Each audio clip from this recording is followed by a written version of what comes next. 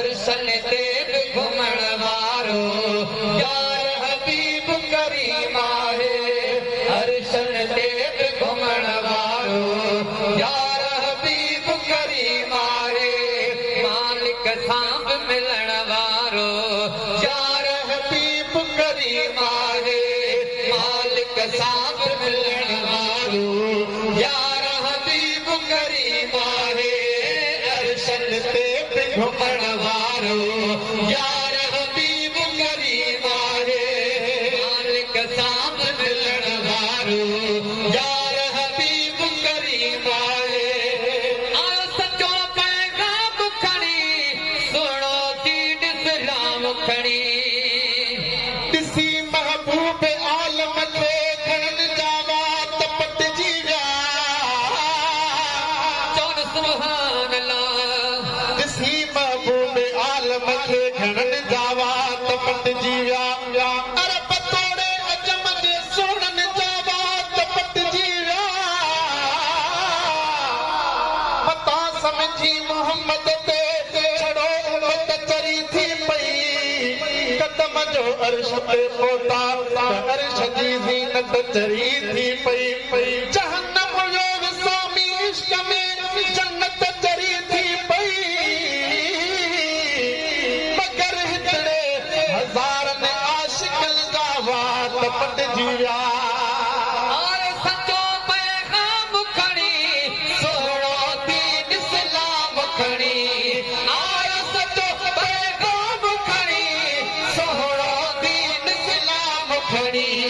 आयो सचो पैगाम खणी सुणो थी इस्लाम खणी। हक़ जी राह ॾिसण वारो यार हबीब करीम आहे। हक़ जी राह ॾिसण वारो यार हबीब करीम आहे। मालिक सां बि मिलण वारो यार हबीब करीम आहे। अर्शन ते बि घुमण वारो यार हबीब करीम आहे। मालिक सां बि मिलण वारो यार हबीब करीम आहे। अमर आशा सिद्दीक़ा जी द्रौपदी ते सोई घुमती। अमर आयशा सिद्दीक़ा जी द्रौपदी देसी गुम थी। आहा अमर आशा सिद्दीक़ा जी द्रौपदी ते सोई घुमती। अमर आयशा सिद्दीक़ा जी द्रौपदी देसी गुम थी। सोच रसोयल करण वारो यार हबीब करीम आहे। सोच रसोयल करण वारो यार हबीब करीम आहे। सोच रसोयल करण वारो यार हबीब करीम आहे। मालिक सां बि मिलण वारो यार हबीब करीम आहे। अर्शन ते बि घुमण वारो यार हबीब करीम आहे।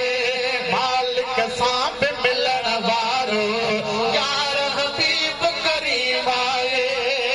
कारन में ऐं फर्शन ते तोले बोले अर्शन ते। काइनात कया कठे तब यार पुॼे थी किथे मुंहिंजो मोहम्मद मथे मथे। चवनि सुभान अल्लाह। काइनात कया कठे तब यार पुॼे थी किथे मुंहिंजो मोहम्मद मथे मथे।